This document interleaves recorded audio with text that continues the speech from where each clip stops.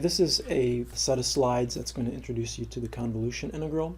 It is assumed that you are familiar with the impulse function, that is the Dirac delta function, and we will be using that in our development of the convolution integral. So our motivation for this is that when we are solving for the response of a linear time invariant system, an LTI system, due to some input u of t, and here I'm using u as a general input, not specifically a unit step function, it's helpful to decompose the input into a sum of simpler signals whose corresponding individual responses are more readily determined. So we break the system, the problem into smaller pieces. We're really using or leveraging off the idea of superposition. We're going to break the input signal into many simpler signals for which we can find the response readily, and then we'll reassemble those at the output side to determine our overall response. Now we can decompose an input signal u of t in several ways. One is in terms of frequency components. So it can be a weighted sum of sinusoids. This is what's done in Fourier series or Fourier transform analysis. It could also be decomposed as a weighted sum of complex exponentials, and that is what's done effectively in Laplace Transform analysis. We can furthermore decompose a signal not in frequency, but we can decompose it in time. And here we're going to decompose it in weighted and time-shifted impulse signals. And the commonality between these two types of decomposition, either by frequency or time, is that the basis functions, if you will, into which we decompose these signals, or this signal u of t, are all orthogonal to each other. In other words, they each convey unique information that cannot be that's non-overlapping. So for example, sine of 1t and sine of 2t are two sinusoidal signals that are orthogonal to each other. They contain unique information. You can never produce a 1 radian per second sine wave from a 2 radian per second sine wave. Similarly, if you're going to decompose things in time, and you're going to do it by way of impulses or some time-limited signal in general, then those also contain unique information. So for example, an impulse at time 1 second and an impulse at time 1.1 second are unique. I cannot ever produce an impulse at 1 second using an impulse that occurs only at 1.1 second. So they are orthogonal. And so therefore, every component that you actually add will uniquely add to or contribute to the overall signal. All right, because the impulse response, which we denote h of t, of an LTI system is readily known, the system's response to an arbitrary input u of t is obtained by way of an infinite sum of time-shifted and weighted impulse responses. And this is known as convolution. So it's an abstract idea, but it's the idea that we're going to take some signal, some input signal u of t, and we're going to, if we can find a way to represent it by an infinite sum of weighted and delayed or time-shifted impulses, and if we know the impulse response of the system, then we can basically do this massive superposition where we're going to sum the contributions from an infinite number of impulses, put all those together at the output side, and we'll arrive at y of t, which is the response to our input u of t. So we're going to derive this now. So the way we're going to go about doing this is we're going to review the concept and properties of the impulse function, the Dirac delta function, delta t. We're going to decompose an arbitrary input u of t into a weighted and time-shifted sum of impulses. We're going to express the system's response to each individual weighted and time-shifted impulse using the impulse response of the system. And then we're going to employ superposition to express the total response y of t as an infinite sum of these individual responses. And that result will be the convolution integral. And then we'll look briefly at the relationship between convolution and Laplace transform and this very powerful property known as the convolution property, whereby multiplication or convolution in the time domain is equivalent to multiplication in the frequency domain, in the S domain. Okay. All right, so first we want to decompose this input signal u of t in time. So we need to consider another signal for a moment. We're going to call it the unit pulse, p sub delta of t. And p sub delta of t is a pulse that's centered around 0, has an amplitude of 1, and it has a width of delta. Okay, delta would have units of time. Now we can do a time-shifted version of that. If we do p sub delta of t minus n delta, then we simply have this unit pulse that's now centered around time equal to n delta. Now we can furthermore time shift it and we can weight it. And here we are weighting this unit pulse by a quantity u of n delta. And you can see this is kind of a prelude to where we're headed. We want to ultimately take some function u of t, and we want to represent it by a pulse train that will ultimately, in the limit, just become an infinite sum of impulses, and these will have to be weighted according to our function u of t. So we can weight our unit pulse that is also time shifted. So now we have it weighted by a value u of n delta, and we have it time shifted by an amount n delta.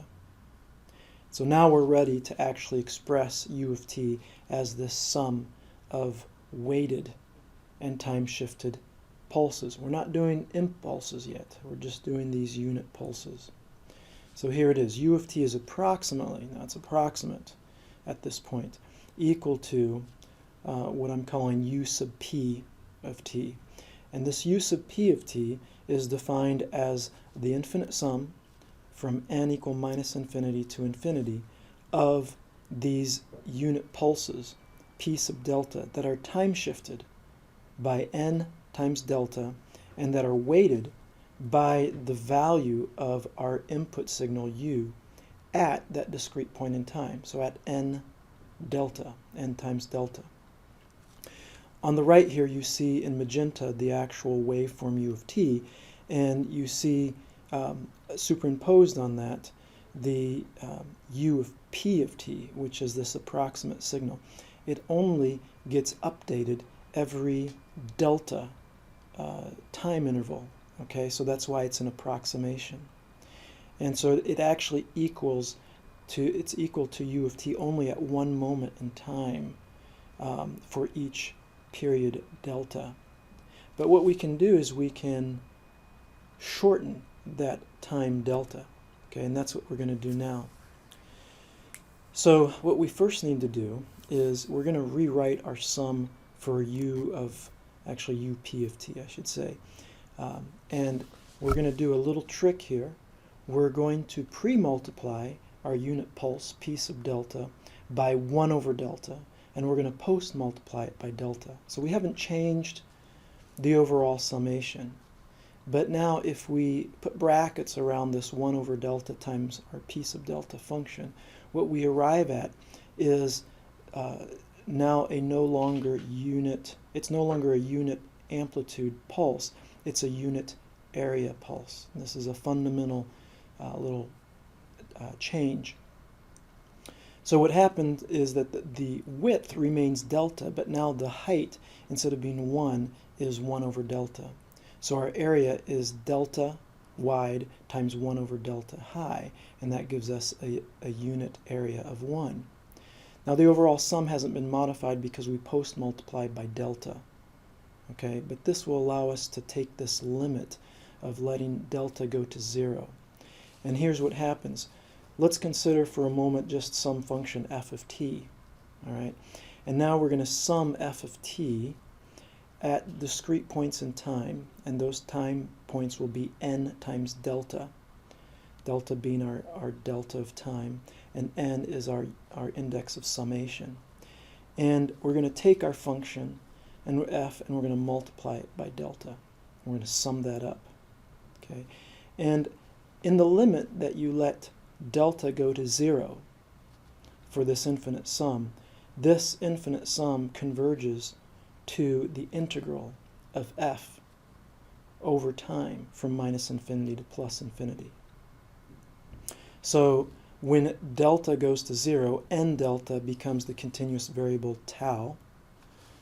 Our delta actually becomes d tau, and n tau becomes tau, and our sum becomes the integral.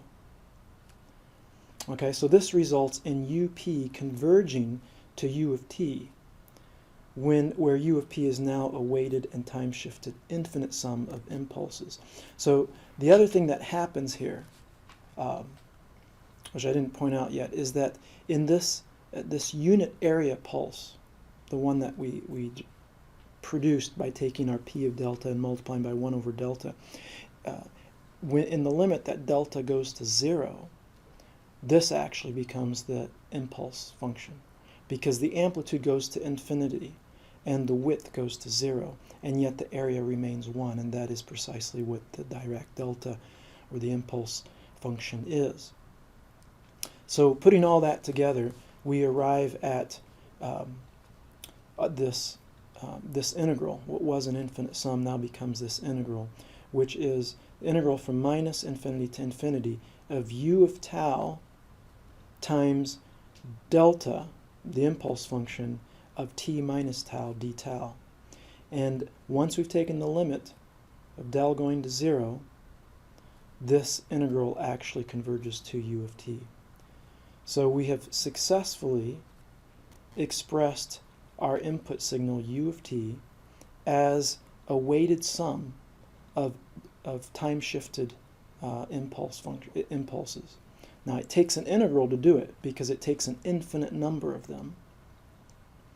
But nevertheless, at least mathematically as a concept, we can say we have decomposed our u of t into an infinite weighted sum of and time-shifted impulses. Now we're ready to express or to derive the convolution integral. Okay, I guess first let's recap.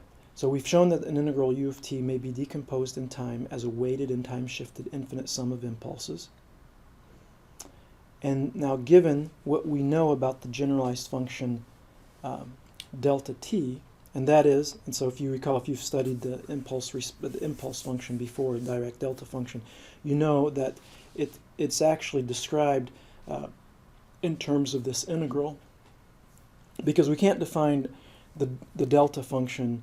Well, it's 0 for all time except for 0, and at time 0 it's undefined, it's actually infinite.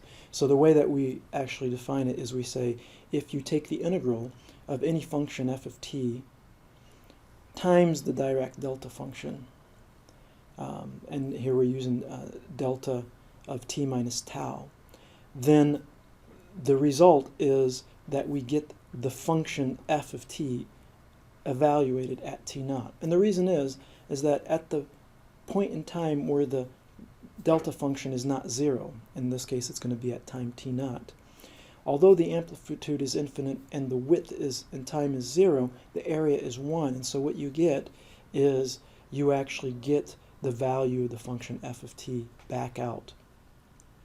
And though it's going to be evaluated at the moment in time when the Dirac delta function fires. So if we look at, this we had looked at previously in class when we introduced or reviewed the delta function, and now it should be apparent that we can in fact express u of t according to the first integral here on this page. It's simply going to be the integral of u of tau times the Dirac delta function, but shifted by an amount t. So recall that for an LTI system, an impulse applied to its input is called the impulse response. It's denoted by h of t. H is the special character that's used here. Okay, so if you apply delta t to an LTI system, what you get out is h of t. Furthermore, because it's an LTI system, we can scale it. We can scale the input and get a scaled version of the output. So k delta at the input gives us k h of t. And we can time shift it because it's time invariant. So k delta of t minus t naught gives us k h of t minus t naught. So now we can define the convolution. So if we return to the input u of t and consider it being now, so this we're going to take a step back before we wrote it as an integral because of the limit of delta going to 0. If we rewrite it as an infinite sum, we see that u of t is the limit as delta goes to 0 of this infinite sum of n minus infinity to infinity of u evaluated at these discrete times, n delta, times, and this here is actually the delta function. So what we're really doing is we're saying the input is equal to these delta functions that are time shifted by n delta, and they're weighted by u of n delta. So why can't we just then write the response at the output y of t as an infinite sum of weighted and time-shifted impulse responses? So we're going to replace delta of t minus n delta by h of t minus n delta in our infinite summation.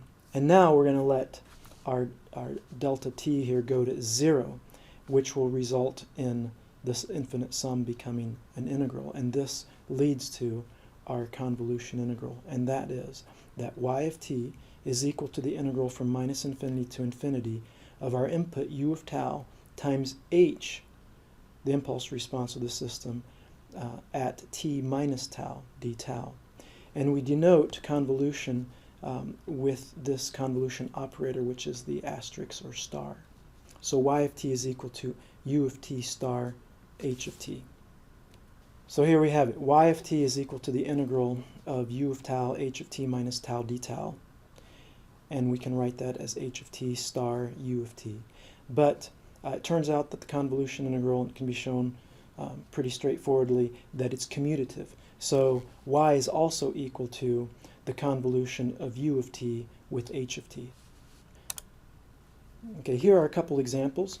The first one shows that when you convolve an impulse with a function f of t, you get f of t back.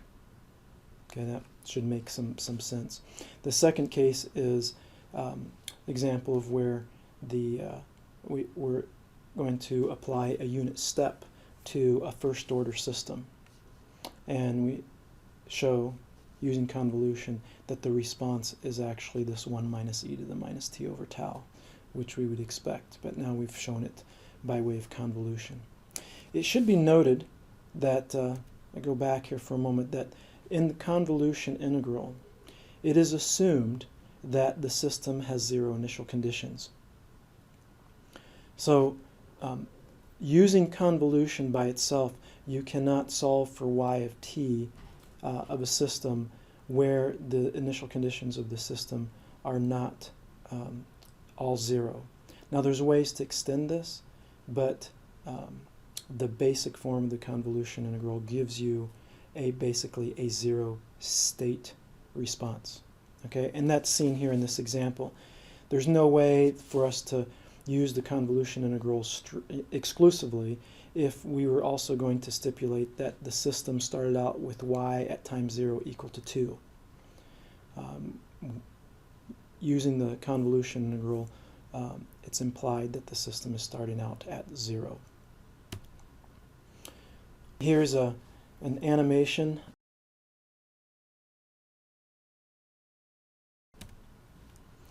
So now I'm going to show you this Laplace Transform properties table and point out that one of the properties for Laplace Transform is this convolution property, which says that convolution in time, which we see here as f1 convolved with f2, which is, we were looking at h of t convolved with u of t, it corresponds in the Laplace domain as the product. So this is fabulous because computing or evaluating the convolution integral for anything but trivial cases can be really nasty. And so instead we can just take the Laplace transform of f1 and f2, or h of t and u of t, take their product in the Laplace domain, and then take the inverse Laplace of the resulting product. So it's now algebra on the Laplace side. Of course, we do a partial fraction expansion and all that, and use Laplace transform pairs. But it sure beats doing evaluating a convolution integral. for anything but the simplest systems. I'm not going to go through this right now. This is pulled out of the Ogata textbook, chapter 2, where they actually derive the convolution property. So I'll just click through here. You can pause it if you want to study this.